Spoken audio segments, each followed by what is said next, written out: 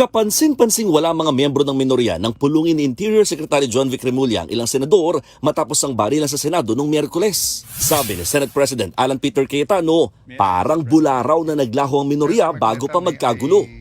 Usually po, nabangga lang, nauntog lang yung isang senador, nadapa. Nandyan na yung 24 to see how you are. Usually po, may threat pa lang sa Senate, pupunta na dyan lahat to see how. But makita nyo naman po, parang bula na wala po yung buong minority. Pagkatapos wala kaming narinig hanggang mga 10, 10:30. Bagay na tinabla ni Senador Ping Lacson. Tapos na ang sesyon at hindi naman sinama ang minorya sa caucus kaya umuwi na sila. Hindi talaga malayong-malayo sa katotohanan yung pahayag nan at napaka-unfair. Masyado siyang malisyoso. Wala naman silang basihan para sabihing umalis kami ng sadya para iligtas yung sarili namin at sila yung iwanan doon sa Senado kasi wala naman nakakalam na magkakaroon ng gulo. Tinabla rin ni Lacson ang pahayag ni Cayetano na under attack o inatake ang Senado. Inamin naman ni General Mau Aplasca na siya yung unang nagpaputok ng warning shot. So pag under attack, inattack ka, ikaw ang pinaputukan at gumanti ka ng putok. So yun lamang magpapatotoo na hindi under attack ang Senado. Kung si Senator Erwin Tulfo naman ang tatanungin, hindi maganda sa imahe ng Senado ang nangyaring komosyon. Actually, the reality was that noong umaga pa lang, sabi na kasi na meron daw all members caucus. Ibig sabihin lahat, majority, minority, na ipapatawag si Senate President Cayetano. Bandang alas 2 ng hapon or alas 3 during the session, nagbago, sabi, all majority caucus na lang. Kasi minority, so ano pang gagawin namin? Habang si Senator Risa Ontiveros pumalag sa tila panggagaslight o pangiintriga sa kanilang pag-uwi bago ang gulo. Anong gusto nila? Tapos na ang session? Nakaupo lang kami dyan sa session hall? Of course not. Ang mga nagsasabi niyan, actually sila yung pinaka may dapat ipaliwanag. So, gaslighting sila sa ganyang pangingintriga. Sa tingin ni Senate President Cayetano, may ibang intensyon ng minorya kasabay ng ginagawang investigasyon. Sa halip do kasi na dumamay, mas abala raw ang minorya para mapatalsik ang kanyang liderato. Kayo po sa minority, mas importante sa inyo ang 2028, mas importante sa inyo ang Senate presidency, kaso sa buhay na mga kasamahan nyo. O sige, tanggapin ko na yun. Tanggapin ko na kung meron utak pulbura, meron din utak politiko, but you're willing to see the Senate that way and you're willing to join the narrative, to flip the narrative to say that since I got there, magulo ang Senate. Una nang umugo ang isyong planong palitan si Cayetano bilang Senate President. Ayon naman kay Ontiveros, may iwasan daw sana ang gulo kung nakipagtulungan na lamang si De La Rosa sa mga otoridad. I'm so sad and ashamed to know pinagtatawanan ng ating mga kababayan na ngayon na ang mga eksena mula pa nung Lunes hanggang yung pangkaguluhan at karahasan nung Miyerkules. Sa mahabang panahong ginagalang na Senado ay ginawang parang firing range lamang. Kapansin-pansing wala mga miyembro ng minorya ng pulungin ni Interior Secretary John Vic Remulla ang ilang senador matapos ang barilan sa Senado noong Miyerkules. Sabi ni Senate President Alan Peter Cayetano, parang bula raw na naglaho ang minorya bago pa magkagulo. Usually po, nabangga lang, nauntog lang yung isang senador, nadapa. Nandyan na yung 24 to see how you are. Usually po, may threat pa lang sa Senate, pupunta na dyan lahat to see how. But makita nyo naman po, parang bula na wala po yung buong minority.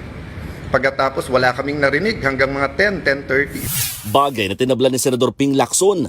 Tapos na ang sesyon at hindi naman sinama ang minorya sa caucus kaya umuwi na sila. Hindi talaga malayong-malayo sa katotohanan yung pahayag nan at napaka-unfair. Masyado siyang malisyoso. Wala naman silang basihan para sabihing umalis kami ng sadya para iligtas yung sarili namin at sila yung iwanan doon sa Senado kasi wala naman nakakalam na magkakaroon ng gulo. Tinabla rin ni Lacson ang pahayag ni Cayetano na under attack o inatake ang Senado. Inamin naman ni General Mau Aplasca na siya yung unang nagpaputok ng warning shot. So pag under attack, inattack ka, ikaw ang pinaputukan at gumanti ka ng putok. So yun lamang magpapatotoo na hindi under attack ang Senado. Kung si Senator Erwin Tulfo naman ang tatanungin, hindi maganda sa imahe ng Senado ang nangyaring komosyon. Actually, the reality was that noong umaga pa lang, sabi na kasi na meron daw all members caucus. Ibig sabihin lahat, majority, minority, na ipapatawag si Senate President Cayetano. Bandang alas 2 ng hapon or alas 3 during the session, nagbago, sabi, all majority caucus na lang. Kasi minority, so ano pang gagawin namin? Habang si Senator Risa Ontiveros pumalag sa tila panggagaslight o pangiintriga sa kanilang pag-uwi bago ang gulo. Anong gusto nila? Tapos na ang session?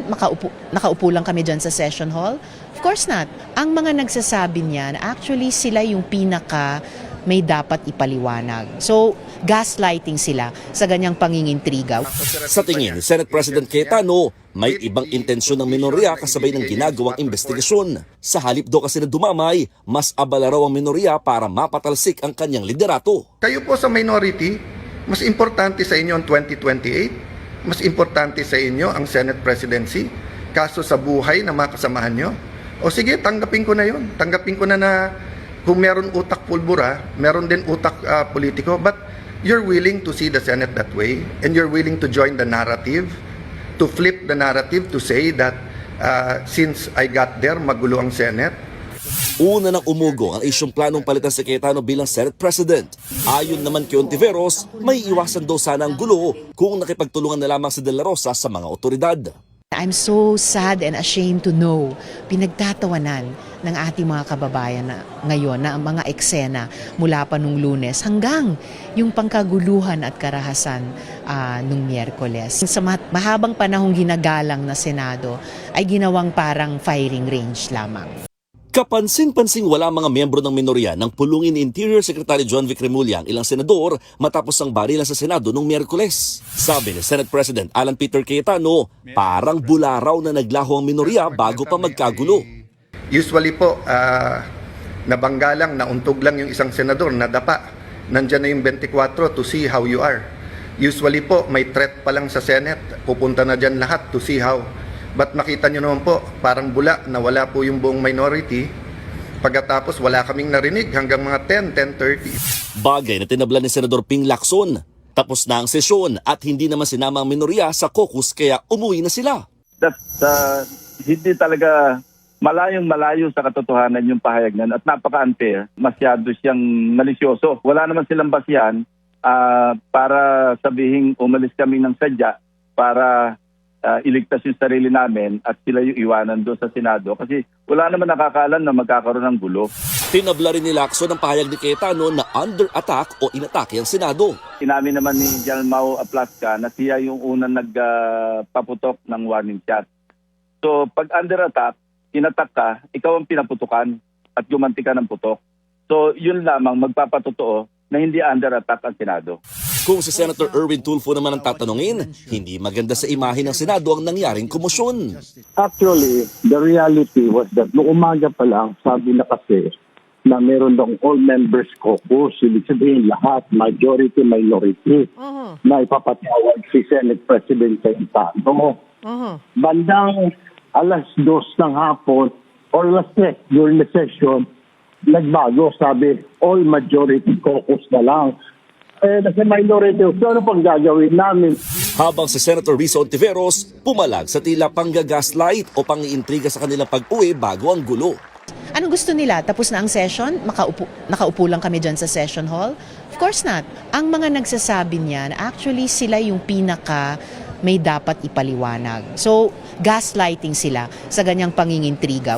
Sa tingin ni Senate President Cayetano, may ibang intensyon ng minorya kasabay ng ginagawang investigasyon. Sa halip daw kasi na dumamay, mas abala raw ang minorya para mapatalsik ang kanyang liderato. Kayo po sa minority, mas importante sa inyo ang 2028, mas importante sa inyo ang Senate presidency, kaso sa buhay na mga kasamahan nyo.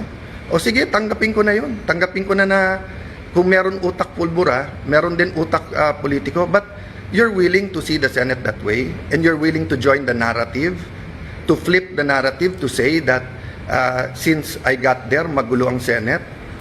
Una nang umugo ang isyong planong palitan si Cayetano bilang Senate President. Ayon naman kay Ontiveros, may iwasan daw sana ang gulo kung nakipagtulungan na lamang si De La Rosa sa mga otoridad. I'm so sad and ashamed to know pinagtatawanan ng ating mga kababayan na ngayon na ang mga eksena mula pa nung Lunes hanggang yung pangkaguluhan at karahasan nung Miyerkules. Sa mahabang panahong ginagalang na Senado ay ginawang parang firing range lamang.